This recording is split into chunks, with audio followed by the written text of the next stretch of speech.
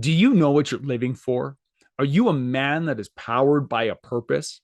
Well, whether you said yes or whether you said not yet, this conversation with Josh Khachadourian is for you.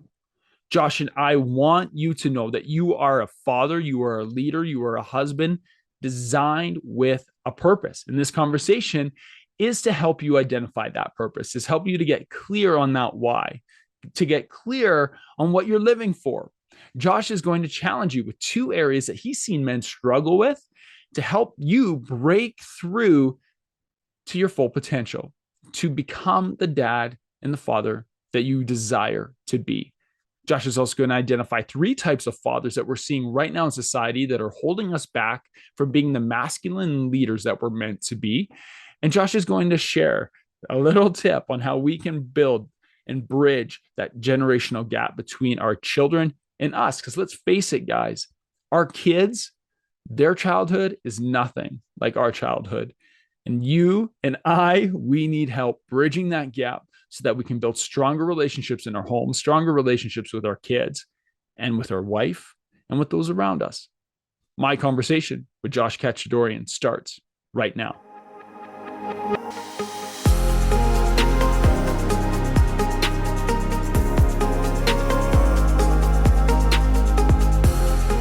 Hello, my friends. Welcome to this episode of the Dad's Making a Difference podcast. Merry Christmas to you. Happy holidays. When you hear this, you are likely in the midst of the hustle and bustle of the holiday season, heading in to Christmas. It's December 21st that this is going live. If you're listening to this in June, well, hey, this was live in December 21st. Christmas is only a few days away, and I wanted to wish you a very Merry Christmas and a happy holidays. And I pray and hope the best for you, your family, and your loved ones. Now, today's episode is an episode I knew that we could not put off any longer. A conversation with Josh Khachadourian. Josh is an author. He is a coach. He is a husband. He is a father. He's the host of the Raising the Standard podcast. Like I said, he's an author of the book, The Standard, Discovering Jesus as the Standard for Masculinity. And you might hear that. And if you're not a Christian guy, you might be wanting to tune out right now. I'm telling you, the powerful messages that Josh has to share today in this episode are for everybody.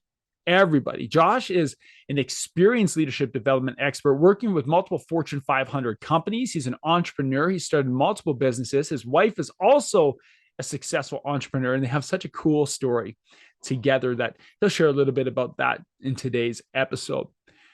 I met Josh first in 2018 at a mastermind event where we both stood up in front of a room at that time of fitness professionals and explained how we were passionate about leadership development. And after that, I was able to connect with him. And we found that while our paths through leadership development were very different, being in the corporate world versus the world of education and personal development, that we were of one yoke. We had the same values, we had the similar viewpoints, but we're also open to challenge each other. And I hope you get that from today's conversation. I really love this conversation. I hope you dive in.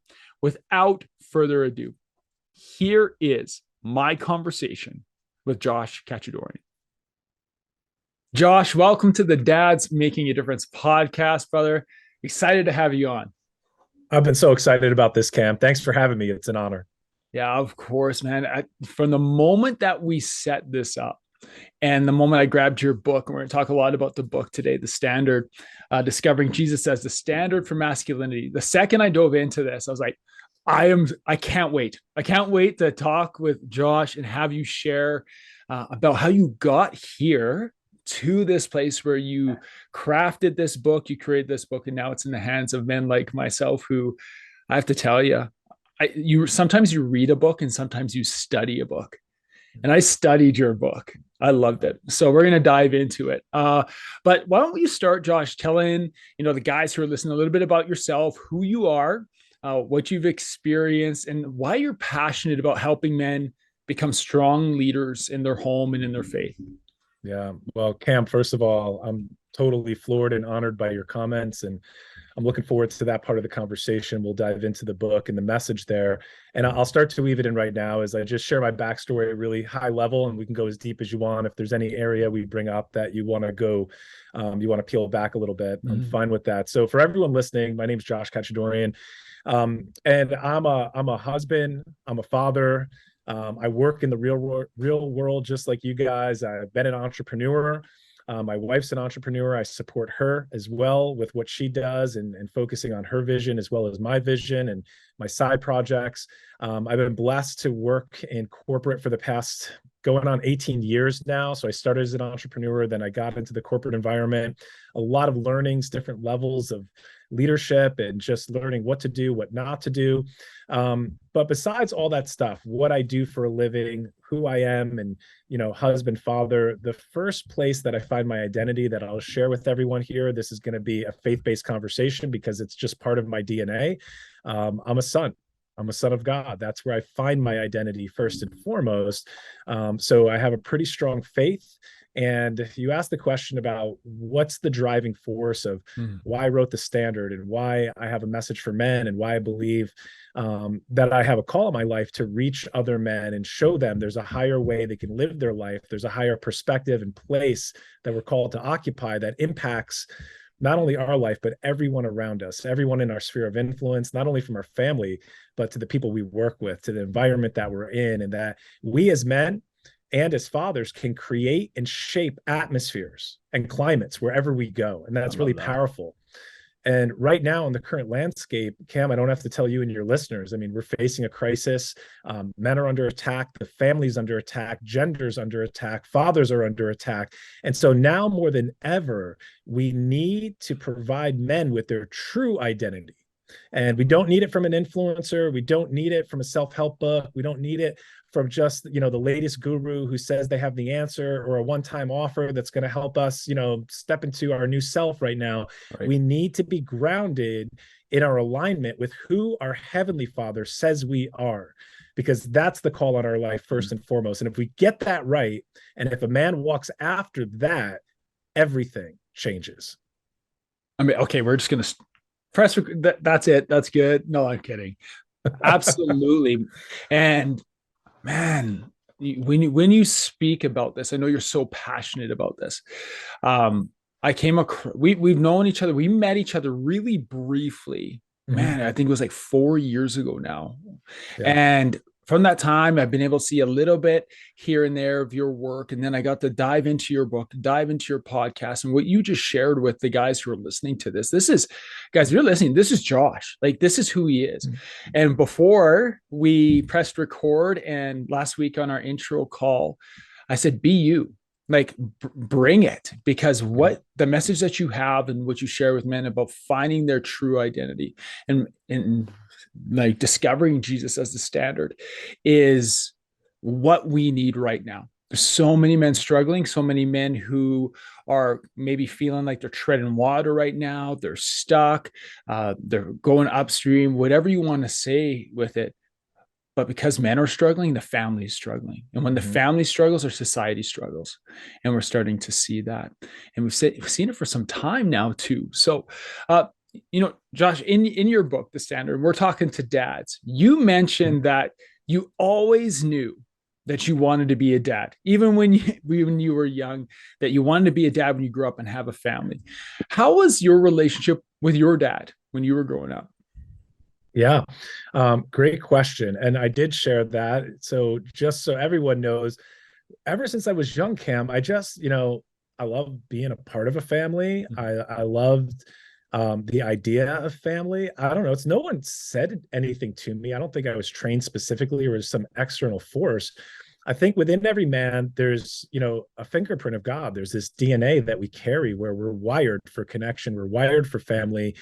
It's part of who we're called to be, naturally, obviously, right? We reproduce and we're supposed to have offspring, but spiritually as well, just in terms of leading and guiding and being there as a foundation for the family. And that's another word for father. It really comes from the word foundation. So my relationship with my father is good. It was really good growing up.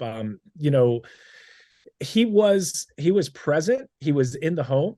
he's an extremely hard worker. So I never saw divorce. So I'm really fortunate about that in the day and age that we live in.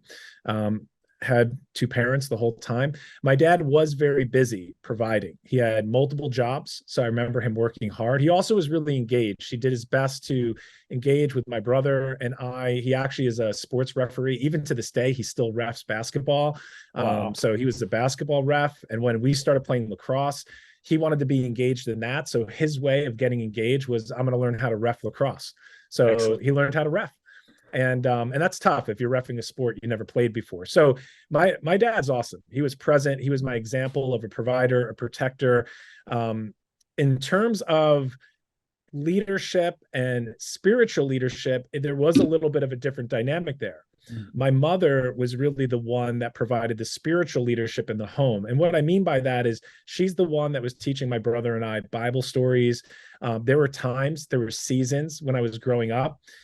This doesn't put my dad in a bad light, but there's just times where he just wasn't there because of work, or he wasn't in church on a regular basis. And my mother was the one that was very consistent there and really taught us how to pray and did Bible study with us, even from a young age. So my father was a provider, the protector. He was there for sports. He was engaged. He was encouraging. He held us to high standards, and I'm very proud to be his son and have our last name.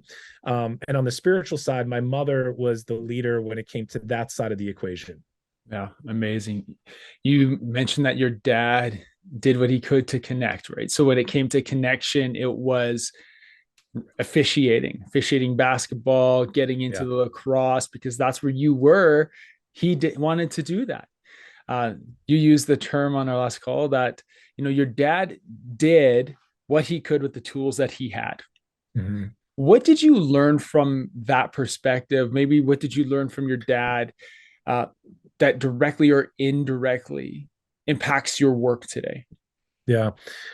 So I want to comment on this. There's a generational gap. So if guys are walking around, I know there's a lot of men, they got issues with their dad, whether you admit it or not. You're upset because he wasn't present or he wasn't there, or you felt like he didn't listen. We could go there with any of our stories. Right. It's hard to hold a human to such a high standard that they meet every single need you have.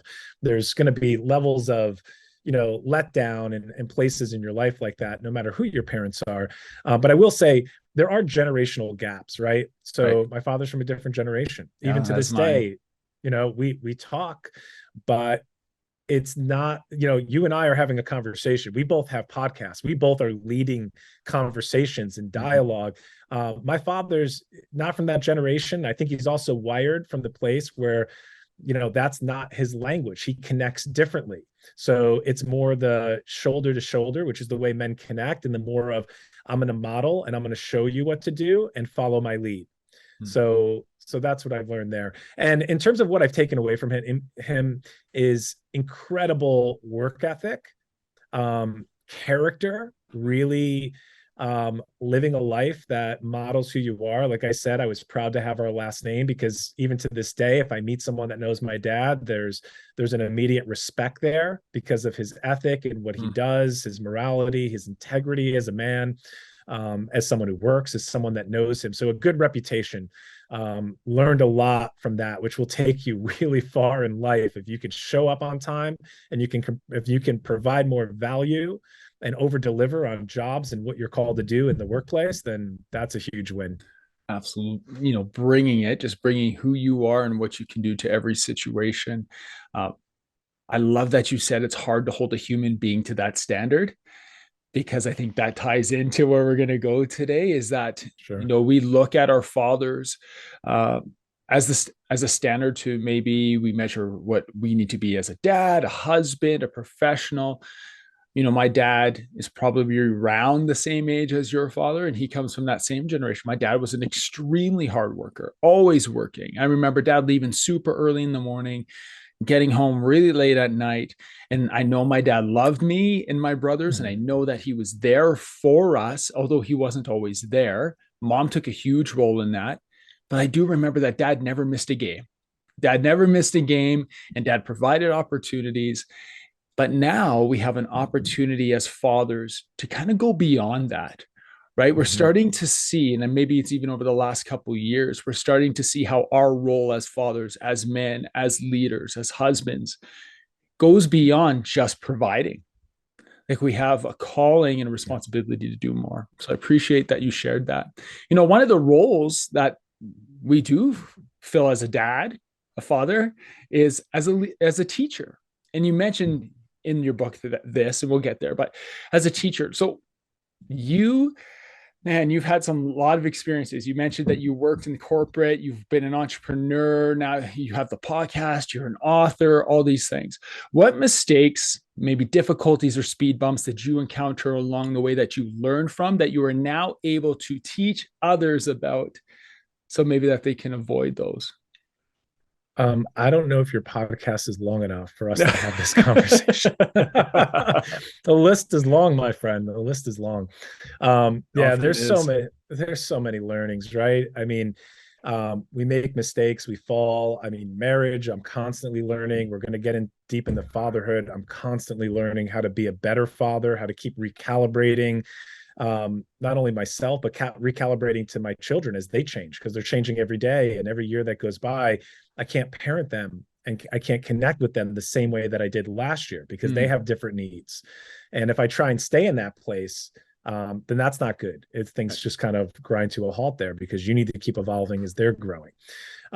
So the lesson specifically, Cam, I just want to dial in specifically to fatherhood, husband, or just my journey, all encompassing. Let's talk about like fatherhood, husband, Yeah. because I want to dive into something that I was presented with actually yesterday about busy seasons and guys who I'm just so busy right now. I feel like I'm letting my family down. So I know that you've talked about this. So maybe with fatherhood and being a husband. Yeah. Yeah, those are two big areas that I'm always needing more work in. And I say that because we're becoming, right? As men, we're growing and we should never stop growing. So I know your listeners are going to be familiar with the term of a growth mindset, right? But if we really adopt that, if we really say we're coachable, and if you're listening to this podcast, then I know something about you already. You're into self-development to some degree because you're here because you want to learn, sharpen your skill set, pick up a new nugget, something you can put in your toolbox. And so if you have that attitude, you're already in a great place. So I want to commend everyone who's listening and following you, Cam, because this is how we get better, right? Listening and receiving and accepting coaching. So now the question is, am I aware of the areas that I need coaching in? And one of the primary coaches in my life, I'm not ashamed to say it, is my wife. She's amazing at telling me what she needs and telling me in a loving way. This is not an attacking way, but telling me where I can get better. And we've developed a relationship where we can time out and just like, hey, what do you need? What do I need? Where are we right now? And sometimes she needs the level set. And it's like a punch in the face delivered very nicely. But hey, can I tell you the truth?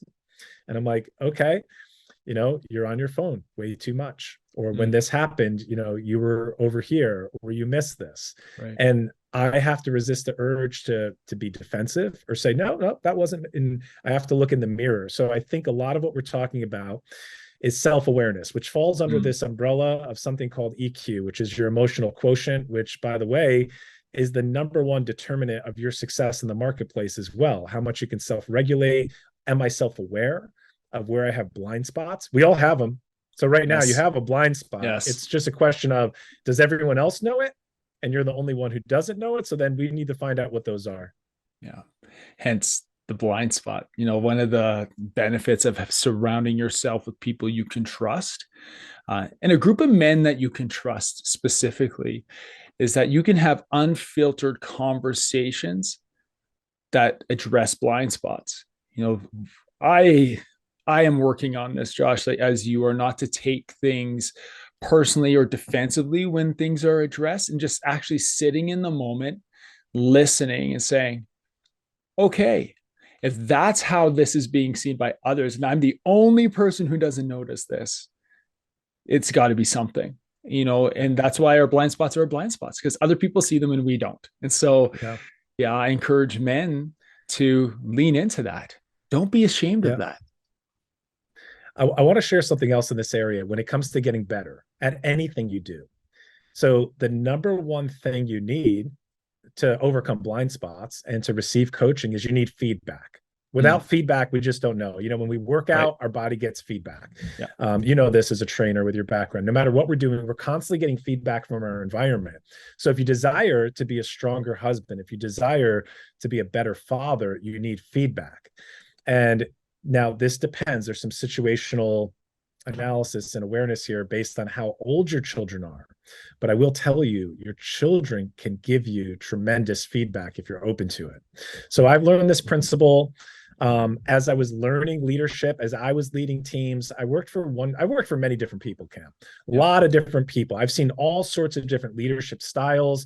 I've seen some that didn't work. I saw some I didn't connect with. I saw others that were good. And I saw some where I was like, wow, that leader just fires me up. I'm ready to run through a wall for that person. So I've been exposed, to the best that the world has to offer in terms of formal training, and then seeing it in action and then walking it out myself.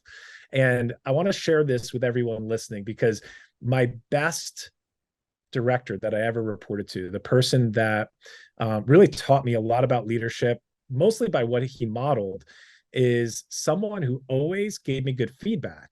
But then when the feedback session was over and most people would cut it and say, okay, see you next time, or here's your follow-ups or whatever it is. He always stopped and said, okay, now coach me. I was like, what?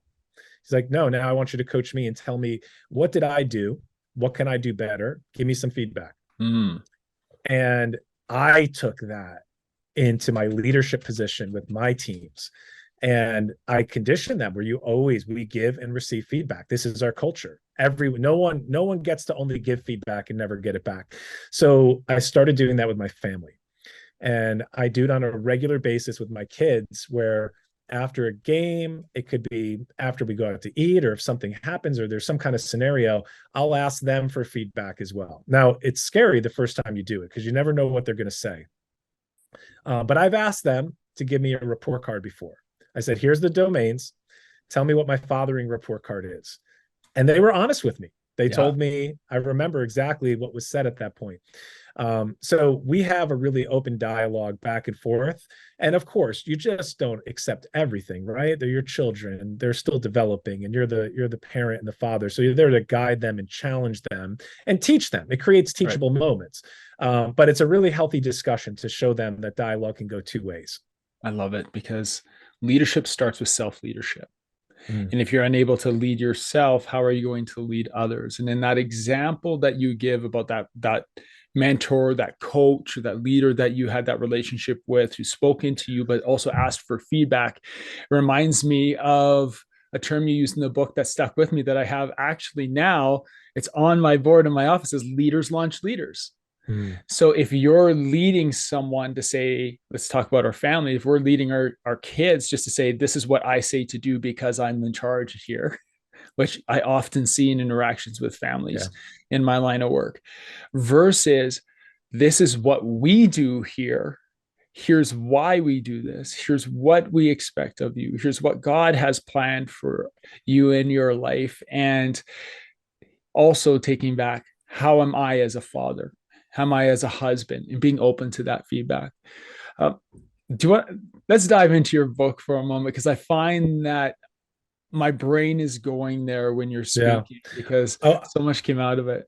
I want to make one comment on what you just said with the guys that kind of say, hey, do what I say, not what I do, where they pull that form of leadership, which is positional leadership, right? So there's a difference between positional leadership. I'm the boss, I'm the manager, I'm the dad, and you just obey what I do. And that's a really low form of leadership. It's legitimate, right? If you're working in a company, if they sign your paycheck or they do your year-end report, then they are the manager, right? The boss. They may not be leadership, but they're leader in that scenario by position only. But what we need to aspire to is to be leaders by influence. And that's by modeling. That's by what's not being said, right? If I always have to be explicit, then I'm probably doing something wrong, because if I'm living it and I'm modeling it and I'm walking it out, my children are going to be way more impacted and influenced by the way I live, the way I talk to my wife, the way I treat my wife, the way I treat them, versus just teaching formally or giving them a lesson and just only verbal communication. I love that. Can I share with you a quick story of Yeah. what comes up in my mind when you share that? There, I had an amazing coach when my first year college basketball. I had an amazing coach, and part of our opportunities as players was to coach youth camps. And my coach at that time is at a Bible college that I was playing at. And he presented us coaches, young men, I was like 18 at the time, with a poem that was called Little Eyes Are On You. And it had nothing to do with basketball. It had nothing to do with the situation other than be mindful that what you say is going to be overshadowed by the actions in which you take, how you treat people, how you interact. They're watching you. And I've had that in my mind ever since. And I have it with my kids. And Mhm. there's times where man, we all grow, we all make mistakes. And there's times I'll react in a way instead of respond. And I'm like, walk into my room or my office. I'm like, oh, little eyes are on you. Like they're watching you. Mm. Like they will do what you do, not as much as what you say. Yeah. Well, that same manager that I spoke about earlier, director, he always quoted Teddy Roosevelt, which people will remember how you made them feel Right. over what you said. That Yeah. state of being that you're transferring, that emotional energy, and I think that's what your coach was giving you too. There, it's the same principle, different way of saying it, but very, very powerful if we actually apply that. Yeah. Love it. Josh, your book, The Yeah. Standard, Discovering Jesus as the Standard for Masculinity. It challenged me. And I read it and I dove in and I was like, well, this is not what I expected, because the way you have it laid out, it's actually like 5 books in one. And so the way you have it laid out is you use Jesus as the standard for masculinity. And I have to admit that I've never thought about the quote unquote character of Jesus and how Jesus has been portrayed in my life to me, maybe through Sunday school as a kid or the year of Bible college that I took or as a man. I've never thought of Jesus as this like masculine model that's like so powerful. Can you speak to that and where this came from? Because I read this, I'm like, wow, he did a lot of like deep dive work studying here. Like, you're a pretty intelligent guy. Well, thank you. Before I answer your question, I will first ask you a question. In, Absolutely. in in typical Jesus style, that's what he Yes, always did, he right? did. But you said it wasn't what you expected. What did you expect, Kim? So, when you talk about the standard, I see discovering Jesus for the standard of masculinity. My bias, my perspective, my past comes into reading that. And I'm like, okay, here we go. Another book. Like, I trust you. So I Mhm. trust Josh is doing good stuff. But I'm like, okay, here's another book telling me like how I should act based Mhm. on, being a Christian guy and based on having my faith, which kind of peaks some things for me as a guy because I grew up in a Christian home, healthy Christian family. A little bit about my story, quick, which was Yeah. context to your question. In 2002, my mom was diagnosed with terminal cancer. I was away from home. My brother was still in a Christian school. I was out at college playing basketball. Another brother was just leaving high school. And I, at that time, was leaving this bubble of the small town Christian environment.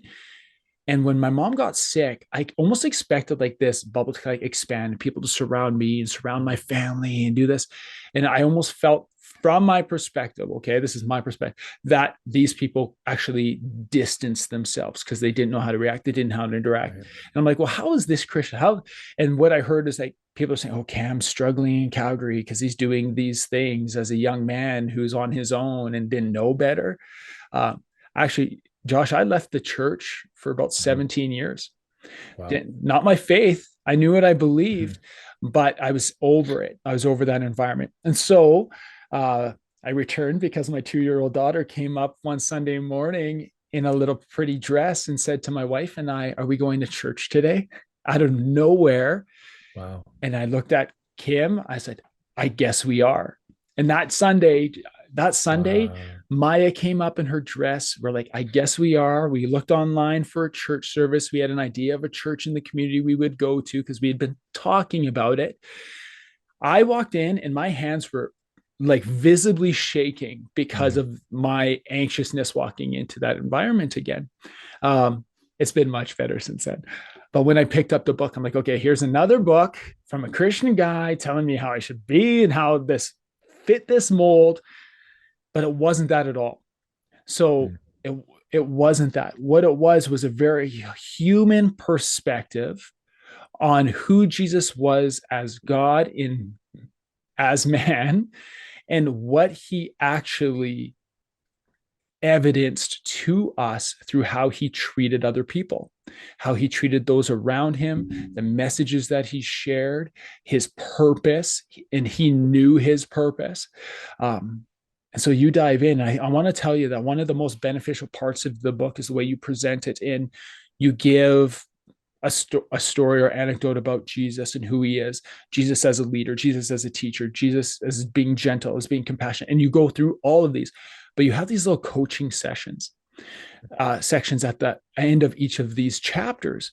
And if you're listening to this, you have to get this book, because you'll read it. And if you're like me, you'll read where Josh talks about Jesus as a leader, for instance, and you'll be like, yeah, okay, but I'm still struggling. Like, how does that connect to me? And then you'll get to the coaching section and you make it so clear and evident reading through. It's like, I know one thing that I can do today to show leadership in the way that Jesus would have shown leadership. It's very applicable. So that's why I appreciate it so much.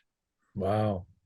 Cam, I'm so honored just hearing that. You never know when you put something out and you're being obedient to what you feel you're called to do, what the impact will be. That's just always humbling, eye-opening, and really encouraging that the message is getting out there and that it benefited you.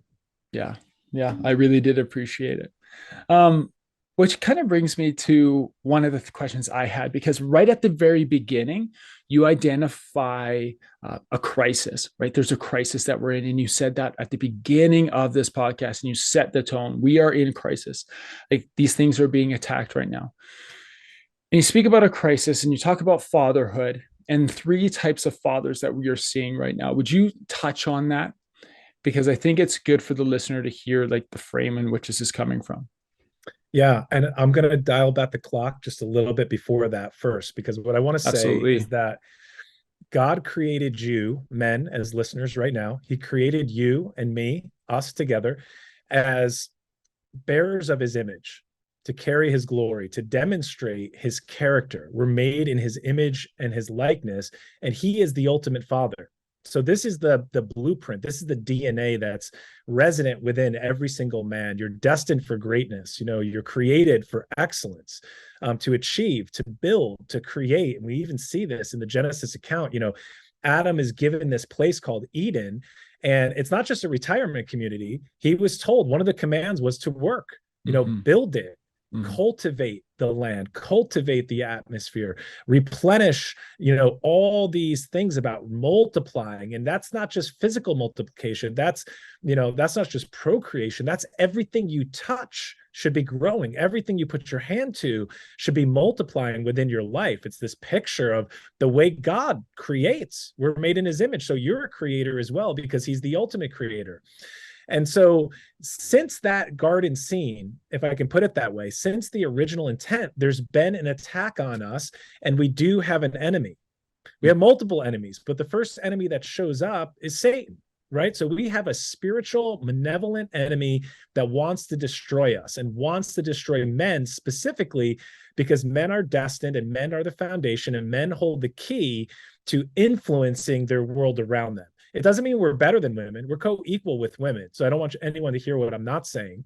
But we play a pivotal plan for the family, for the culture, and for the society. So when we're being conformed to God's image and we're walking with him as sons, we can change atmospheres. We can change cities. We can change our family. We can change the world. So of course, there's an attack on us to take us out. And we're seeing that played out even right now. So I'll get to your question, because original intent is very important for us to understand that we're created with this big destiny over us, and that there's a spiritual darkness that's working against us to sabotage us wherever we go. In addition to that, because of the fall, because there is sin in the world, because sin entered this domain, we now also have to deal with parts of our nature that are fallen. And we have to overcome that. And that's where this self-mastery comes in. That's where this self-leadership comes in.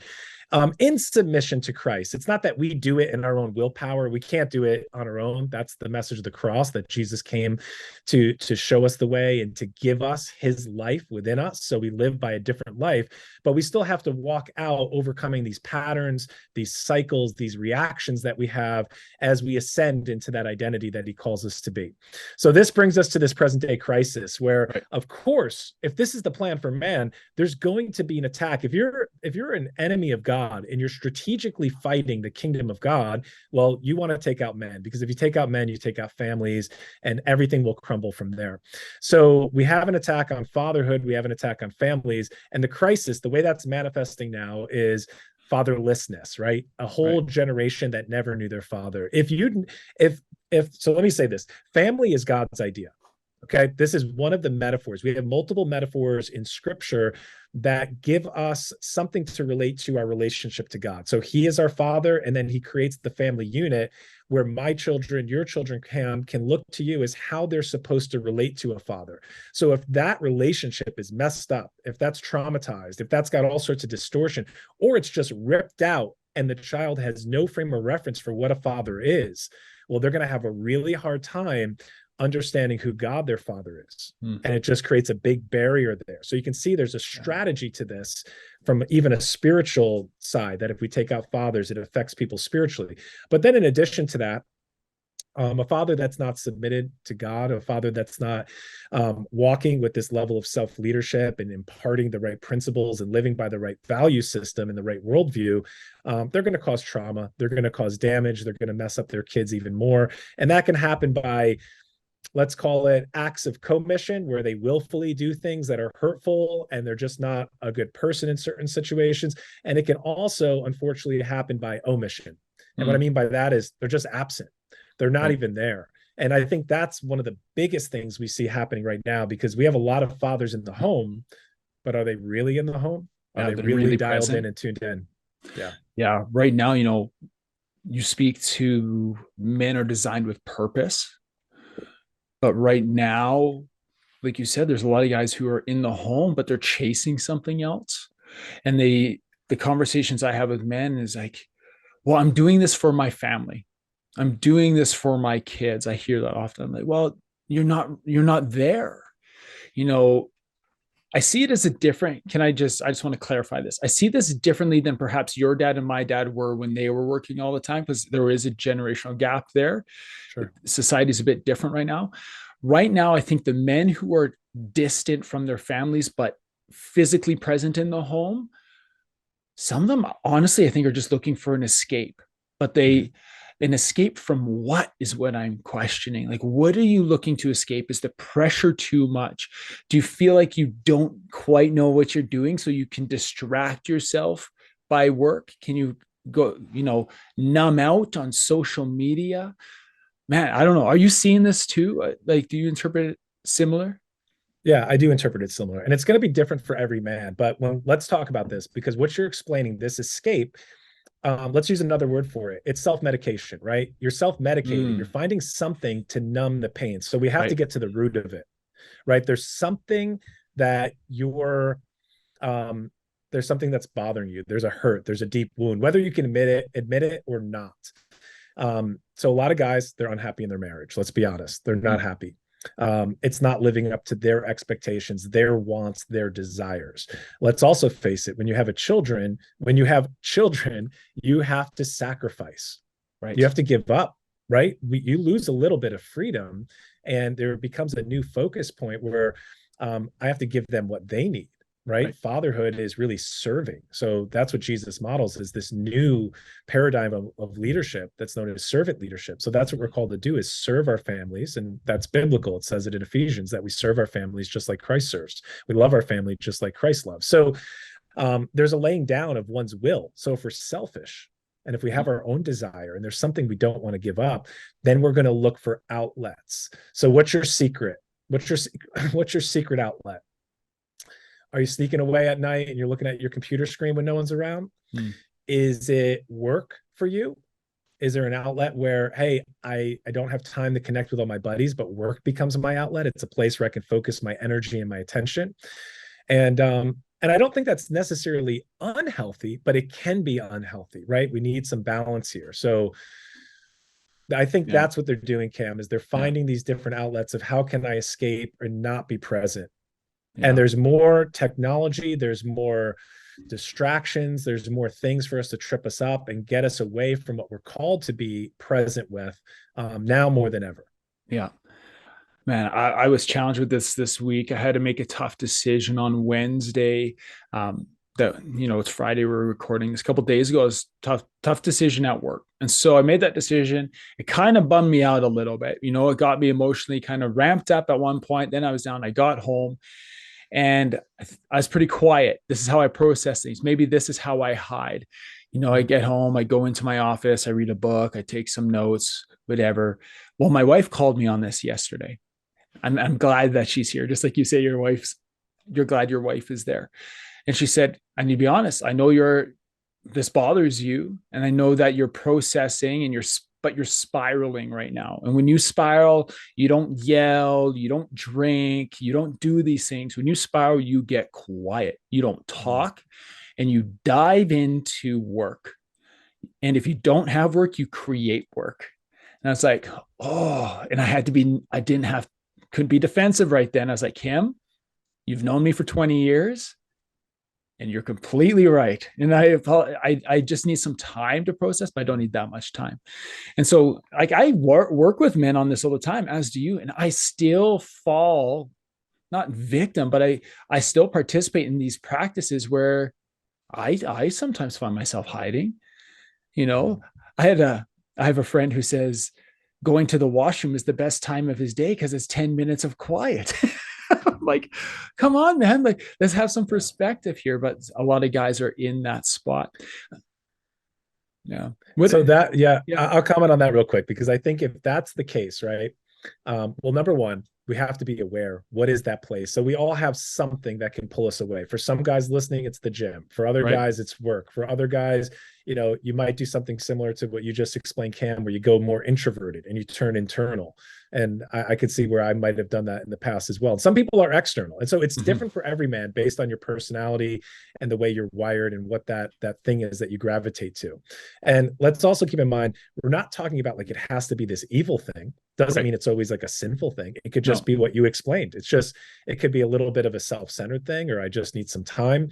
And what I'm also hearing here when you explain the man, which I think that's a sad scenario where it's like, and I get it, because it depends what age your kids are and what bracket that you're in. There's a season of life. Yeah. There's a season of life where you just have to, it's tough for a little bit. You have to know that it won't always be this way.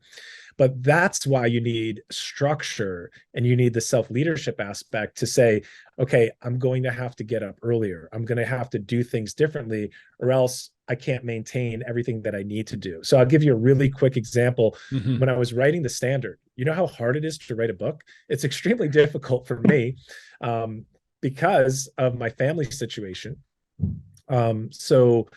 Especially if you're writing in summer months or when they're home or when they're not at school, it's really difficult because I found myself having to get up really early. There's one point where I'm like, okay, if I'm going to do this, and I believe this is something that needs to get out there, then I have to be very intentional. So it was 5 a.m., sometimes earlier, different pockets of time when I could. But then what would always happen is my kids would come downstairs and they'd pull on me a little bit and they wanted my attention. I'm like, okay, I'm in the zone. And then I have to look and say, okay, I have to model what I'm writing, shut the computer and say, okay, I'll come back to this later. And now I knew it was time to start my day. And I was just done with that session at that time. So you have to make time. You have to carve things out for the things that you're supposed to do, because we got to be there for our family. We got to be present. That's awesome. You set out to write a book, or start a coaching business or a podcast. The guys here, I'm, building a mastermind. We all set out, we have these passions that we're diving into. And I think that's really important for men to have something to work towards, because we are driven by achievement and to accomplish something in our life. But sometimes our own passions get in the way and cloud us from seeing the passions of others. How do we pursue our passions and what we are excited about without disregarding the passions of maybe our wives and our kids? It's a great question. So I agree with you. I think we all need to have something that fires us up in life. And that can be your job. For many years, I was so fired up with what I was doing. I love my job. I love leading teams and building teams and, getting sales and getting awards and pushing through. So it can be your job. It doesn't have to be separate, but for some people it will be. Right. Now, the first thing, the way I'm going to answer this is that I don't really want to pursue anything in life that God's not telling me to go after. So for me, I need to pause. In Proverbs, King Solomon gives us some wisdom that we're supposed to, in all things, acknowledge him, and he directs our paths. He leads our steps. He shows us where we're supposed to go. So we all have an individual journey. I can say it this way: every man has a mountain. There's a mountain for you to take. There's a place of influence for you based on what God's put in your heart, what he's calling you to do. It's usually scary. The vision is usually much bigger than yourself.